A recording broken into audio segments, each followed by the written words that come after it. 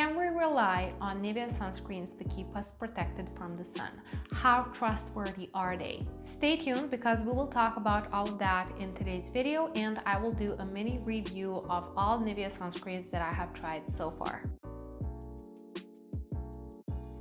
Hi guys, welcome back to my channel. I am Danny. If you're new here, I'm Danny. I am a pharmacist specialized in cosmetology, and I do skincare reviews here on my YouTube channel. You are welcome to subscribe if this topic is interesting to you. And of course, make sure to like this video in case you find it helpful, because that helps support my channel. Okay, so Nivea is the old school, super affordable, super popular drugstore brand. I think everyone knows about Nivea and everyone has at least tried one product from Nivea. Nivea is known for affordable prices and good quality products, if I can say so, with great sensor characteristics, all except the OG Nivea. I'm talking about sensor characteristics. If you watched this video, then you know what I mean. Anyways, how good are Nivea sunscreens exactly? I tried 5 Nivea sunscreens so far, and this is what I can tell you based on that. The sensor characteristics on Nivea sunscreens are amazing. They are lightweight, they're easily spreadable, fast absorbed, and they leave no white cast. They have decent UV filters, but not the highest UVA protection out there. They're all broad spectrum, and you can calculate UVA protection by calculating 1/3 of the claimed UVB protection, and that is SPF. And that's it. You don't get a separate UVA rating, nor do you get protection against long UVA rays. Now, why am I emphasizing this? Well, because UVA rays are the ones responsible for photoaging, aka wrinkles and dark spots. So if UVA protection is extremely important to you, then Nivea sunscreens are not the best option for you. Also, all Nivea sunscreens that I have tried so far had fragrance, so in case your skin is sensitive and you react to fragrance in your products, then in that case, Nivea sunscreens again won't be a good match for you. So if you want a super high UVA protection and something fragrance-free that will not irritate your skin, if you have sensitive skin, then Nivea sunscreens are not for you.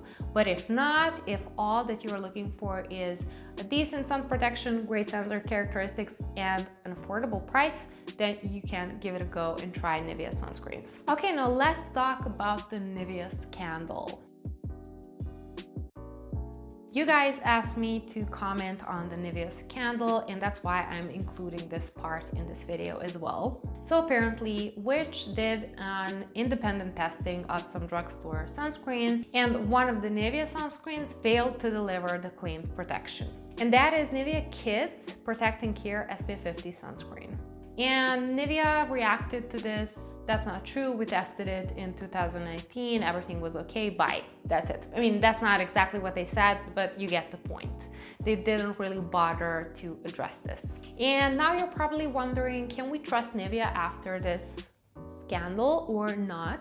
And I just want to say that, first of all, this is not the first time that this is happening. This has happened before to other brands. This has happened to Burrito, and this has happened even to some of the trustworthy brands that we know in Europe, like Neutrogena and La Roche-Posay.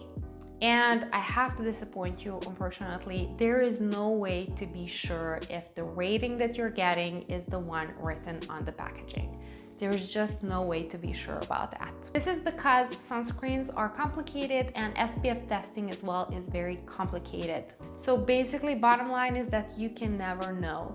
If you want to know more about this, if you want to read more about this, I will leave blog post by Muffin Beauty Science. She's a scientist and she is a PhD in chemist. She has a PhD in chemist, and she really did a thorough job of explaining everything that goes behind this topic in her blog post. So I will leave her blog post in the description box in case you need more info on this, in case you just want to understand it better.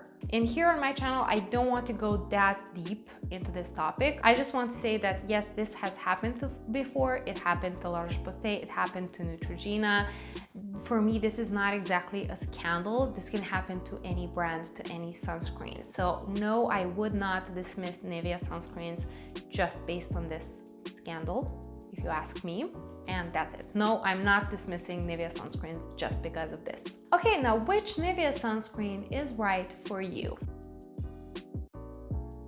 Let's start with my fave, and that is Nivea Shine Control SPF 50. This one is super lightweight, spreads out easily, absorbs quickly, and it leaves no white cast, and it gives you a semi-matte finish.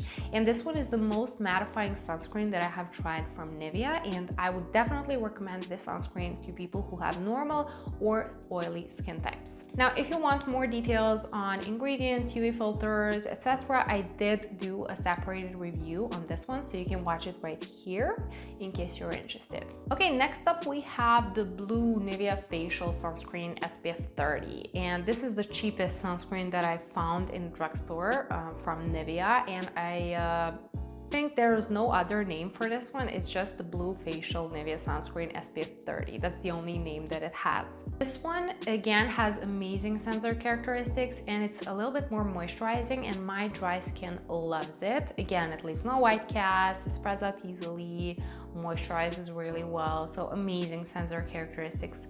Again, I recommend this one to people who have normal or dry skin types. And again, if you want more details on UV filters and ingredients, you can watch my review right here. And next up we have Nivea Q10 Anti-Age Anti-Pigment Sunscreen.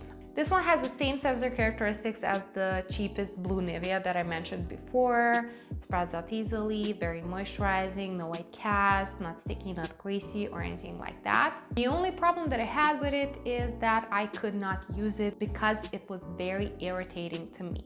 And if you don't know what I'm talking about, you can watch this video and yeah, see what I'm talking about. The next sunscreen that I tried from Nivea is the Luminous 630 Pigment Control. I loved that one as well regarding the sensor characteristics. Sensor characteristics were again amazing, super lightweight, easily spreadable, fast absorbing, and again, it left a semi-matte finish on my skin, so it was amazing. This one had an ingredient called Luminous 630, also known as thiaminol, the same ingredient that was included in the Eucerin's anti-pigment serum, and this one was made to target dark spots and reduction of dark spots. Unfortunately, I didn't test it to see if it truly can reduce dark spots because it was incredibly contradictory to me that a sunscreen that is targeted at reducing dark spots at the same time is not providing you with superior UVA protection, because UVA rays are the ones responsible for the creation of dark spots in the first place. So that was very contradictory to me, and because of that, that sunscreen was a no for me. You can of course watch my full review to get more info on this sunscreen, but bottom line is, if you do have dark spots, I just recommend that you get a good serum that can reduce those dark spots. For example, Eucerin Anti-Pigment is good, that one really reduces dark spots, and then get a sunscreen that offers superior UVA protection. You can get any La Roche-Posay sunscreens, or you can get Garnier sunscreen if you want to stay in the same price range, because Garnier sunscreens do offer a protection against long UVA rays. And the last Nivea sunscreen that I have for you is the Nivea BB Cream SPF 50. Now, I never made a separate video for that one because I felt like I didn't have much to say about it. The sensor characteristics are bad, just as in every tinted sunscreen out there, unfortunately. But I must admit that they were not that bad because I did try worse. If you ask me, I did try worse. For example, the La Roche-Posay Tinted Anti-Age sunscreen. No, Anti-Age, Age Correct, sorry. It was Age Correct sunscreen. That one had terrible sensor characteristics, and I could not even blend it or spread it on my face. I do have a video review on that sunscreen as well, and I will leave it in the description box because I assume that by now I don't have any more room in the cards. You can click the link in the description box to watch that sunscreen review. Now, this one is not like that. This one is still lightweight, it's still easily spreadable, and it absorbs quickly. It's not greasy as La Roche-Posay, but the problem is that I still could not make it work. When you apply a small amount, you can blend it, but then again, it still looks kind of patchy and the pigment moves around, the tint moves around, and after a while it starts creasing. So it's not the best option for me, if you ask me, and plus it oxidizes after a while, so you do get a little bit an orange tint, if I may say so. Plus, the number one problem with tinted sunscreens is that you will always be more focused on blending it properly rather than on applying the right amount on. And under applying means losing on the claimed protection. So to keep it short, this is a no-no for me. If you want coverage, just apply foundation on top of your favorite sunscreen and that's it.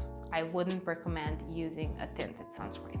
And that would be the truth about Nivea sunscreens. Now, if you are looking for affordable sunscreens with great sensor characteristics, but at the same time UVA protection is not that important to you, then you can give it a go and you can try Nivea sunscreens. But on the other hand, if UVA protection is important to you and you want a higher UVA protection, in that case, I recommend that you try either Garnier sunscreens or La Roche-Posay sunscreens. And I do have the truth about Garnier sunscreens video and the truth about La Roche-Posay sunscreens video, and I will leave them right here. So you can watch these two videos to see if these sunscreens would maybe be a better match for you.